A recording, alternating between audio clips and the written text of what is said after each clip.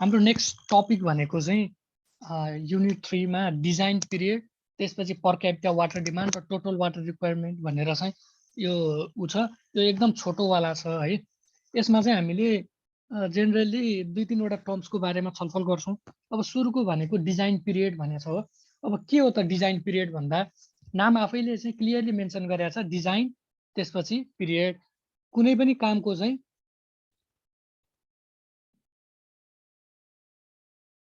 कुनै पनि हाम्रो यो वाटर सप्लाई प्रोजेक्टको चाहिँ डिजाइन गर्दाखेरि हामीले युजुअली 15 देखि 20 वर्षसम्म चाहिँ त्यसले चाहिँ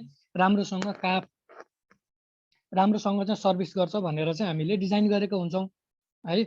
अब त्यो पिरियडलाई चाहिँ हामीले के भन्छौँ भन्दा डिजाइन पिरियड भन्छौँ। अब यो के हो भने design period is defined as future period, जुन चाहिँ future period for which provision is made while planning.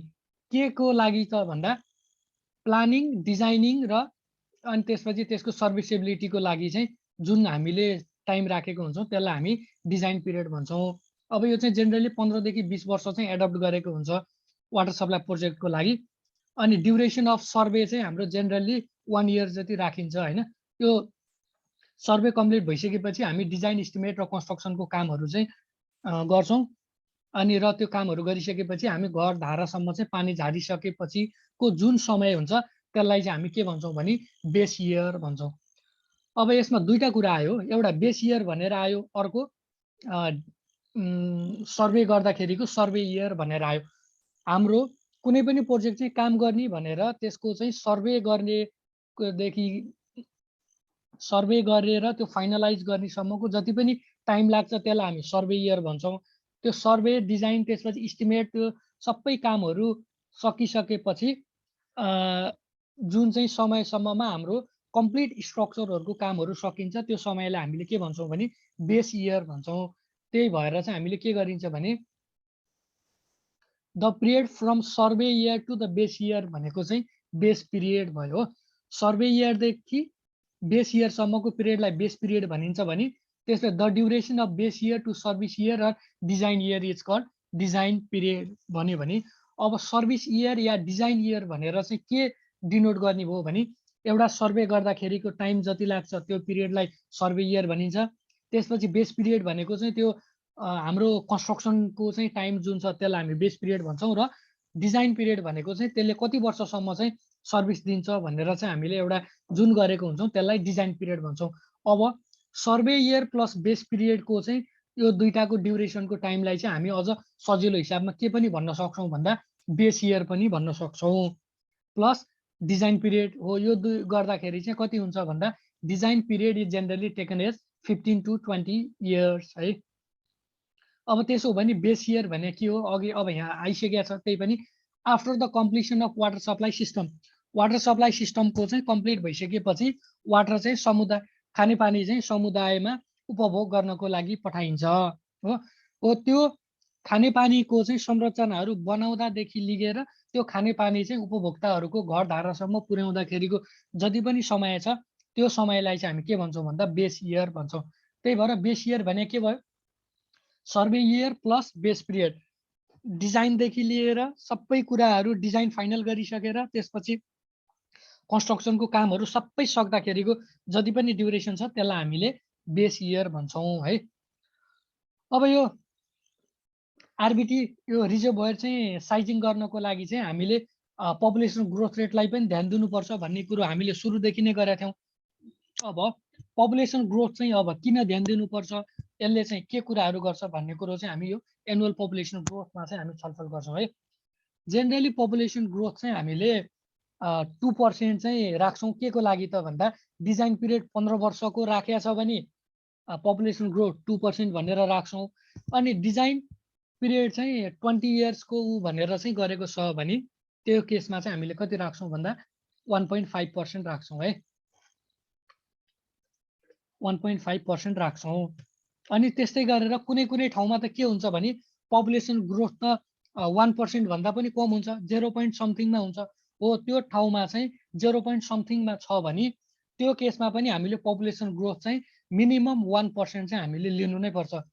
यदि 1 भन्दा धेरै छ भने जति छ त्यति लिन्छौँ र 1 भन्दा नि कम छ भने चाहिँ हामीले कम्तीमा पनि 1 चाहिँ लिनुपर्छ है। यो रुरल वाटर सप्लाईको लागि चाहिँ के छ भन्दा high population growth rate base period of 2 to 3 years, base period चाहिँ 2 to 3 इयर्स र डिजाइन पिरियड चाहिँ 15 इयर्स चाहिँ लिगिन्छ भने यो चाहिँ के भनेको छ अर्बानको केसमा चाहिँ हामीले के गर्छौँ 2 to 3 इयर्स लिन्छौँ र डिजाइन पिरियड चाहिँ 30 इयर्स। रुरलको केसमा चाहिँ हामीले 20 इयर्स लिन्छौँ भने अर्बान सिटीको केसमा चाहिँ हामीले 30 इयर्स चाहिँ हामीले डिजाइन पिरियड भनेर लिन्छौँ।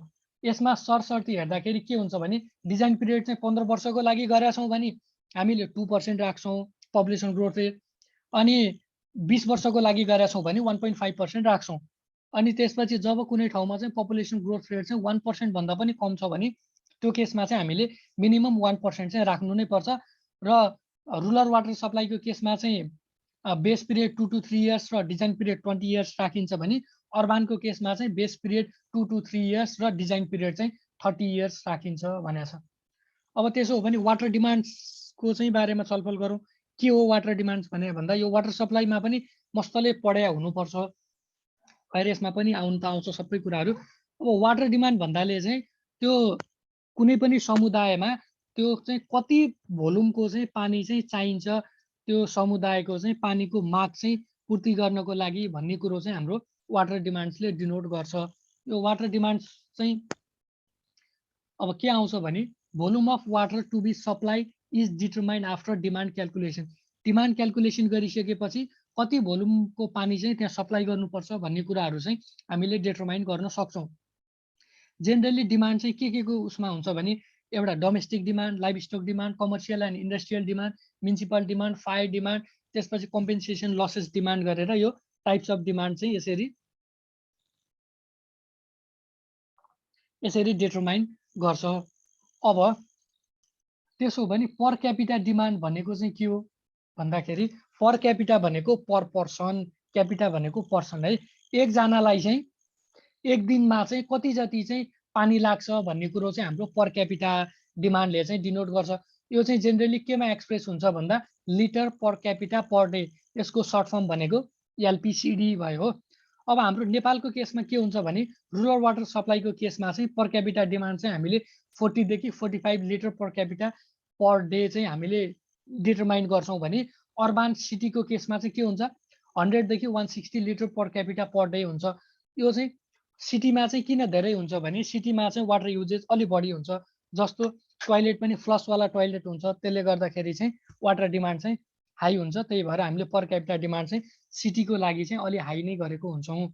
अब त्यसो भने यदि Q be the quantity of water required per year by community है, त्यो पी पपुलेसनले चाहिँ क्यू वाटर चाहिँ युज गर्छ भने उनीहरूको डिमान्ड चाहिँ क्यू हो भने पर क्यापिटा निकाल्नको लागि के भयो भन्दा Q divide by P into यो 365, यो चाहिँ 365 भने के हो number of days in a year है।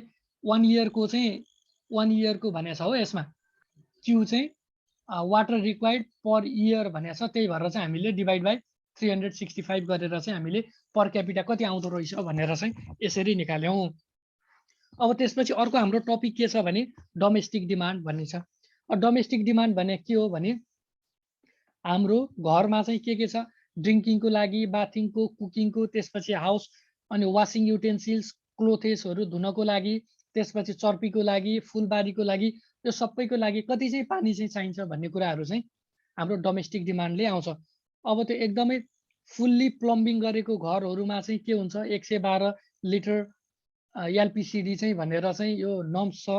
त्यस्तै गरेर पार्सियली प्लम्बिङको केसमा 45, त्यसपछि रुरल एरियामा चाहिँ जहाँ चाहिँ पब्लिक स्ट्यान्ड पोस्टहरू छ भने त्यो केसमा चाहिँ हाम्रो 45 एलपिसिडी हुन्छ।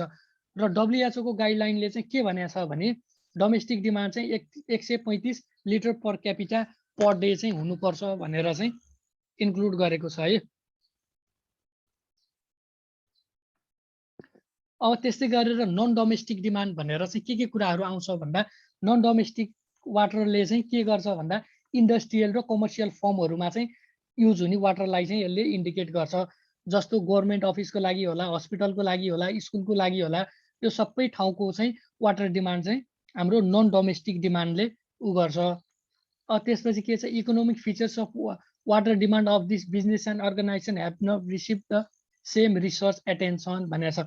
हो यिनीहरूको लागि चाहिँ त्यस्तो धेरै रिसर्च त्यस्तो धेरै ऊ चाहिँ गरेको छैन भन्ने कुरो गरेको छ। तर नि एउटा सानो नर्म्स चाहिँ दिएको छ कमर्सियल उसको लागि चाहिँ 500 देखि 1000 लिटर पर डे चाहिँ अफिसको लागि है, अफिसको साइज अनुसार यो घटबढ नै हुनसक्छ। त्यस्तै गरेर 500 litre per day per bed भनेर चाहिँ यो हस्पिटलको लागि छ भने 2500 litre per day for hospital, जुनमा चाहिँ बेड त्यसपछि यो हेल्थ क्लिनिकहरू छैन त्यसलाई चाहिँ 2500 लिटर चाहिँ एक दिनको लागि भनेको छ। त्यस्तै गरेर होटेलको लागि चाहिँ 200 litre per bed per day भनेको छ। अनि होटेल्स विदाउट बेडको लागि चाहिँ यो एट्याच टोयलेट र नन एट्याच भनेको यसको लागि छुट्टै छ। त्यस्तै गरेर यिनीहरूको लागि पनि यहाँ छुट्टै छुट्टै वाटरको चाहिँ डिमान्ड गरेको छ। अब पब्लिक डिमान्डले चाहिँ के इन्क्लुड गर्छ भन्दा quantity of the water required for watering of public पार्कको लागि, त्यसपछि गार्डनिङको लागि पनि भनेको छ, रोड त्यसपछि सिवरको लागि पनि भनेको छ भने यो केसको लागि चाहिँ हामीले 5 to 10% अफ टोटल कन्जम्सन चाहिँ हामीले पब्लिक या म्युनिसिपल डिमान्डको लागि भनेर हामीले छुट्याउँछौँ है। अब यो गरिसकेपछि अर्को के छ, इन्डस्ट्रियल डिमान्डको कुरा आयो। अब इन्डस्ट्रियल डिमान्ड भनेको कुनै पनि फ्याक्ट्रीहरूलाई चाहिँ आवश्यक पर्ने पानीको चाहिँ मात्रालाई इन्डस्ट्रियल डिमान्ड भनिन्छ भने यो चाहिँ 20 देखि 25% अफ टोटल कन्जम्सन चाहिँ इन्डस्ट्रियल डिमान्डको लागि चाहिँ इन्क्लुड गरिन्छ भनेको छ। त्यस्तै गरेर फायर फाइटिङको लागि पनि सर्टेन प्रोभिजन चाहिँ छुट्याएको हुन्छ। फायर फाइटिङ भनेको आगो लाग्दाखेरि चाहिँ त्यो आगो निभाउनको लागि चाहिने कुरा। र त्यस्तै गरेर लस र वेस्टेज, खानेपानी चाहिँ हाम्रो त्यो पाइपहरूबाट चाहिँ त्यो लस हुनसक्छ। त्यस्तै गरेर अरू अन्य लसेसहरू हुन्छ जस्तो हाम्रो बल्बहरूको लिकेजबाट, त्यसपछि अनअथोराइज कनेक्सनहरूबाट, त्यसपछि फिटिङबाट चाहिँ लस जति पनि हुन्छ त्यो लसलाई चाहिँ मध्यनजर गरेर 15% अफ वाटर सप्लाई चाहिँ त्यो वेस्टेज र लसको लागि भनेर प्रोभिजन छुट्याएको हुन्छ।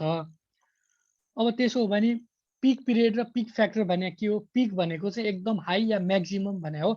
पिक फ्याक्टर भनेको चाहिँ is the factor which is use to match the maximum demand.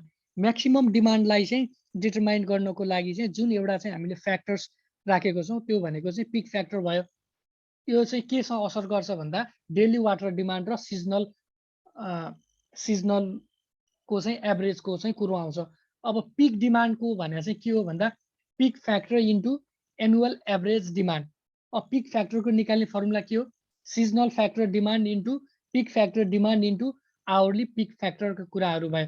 यो सबै कुराहरू म तिमीहरूलाई कुनै एउटा क्लासमा चाहिँ त्यो वाटर सप्लाईको इस्टिमेट गर्दाखेरि चाहिँ के कुराहरू चाहिँ हुन्छ त्यो देखाउँदाखेरि अझ डिटेलमा भनौँ है।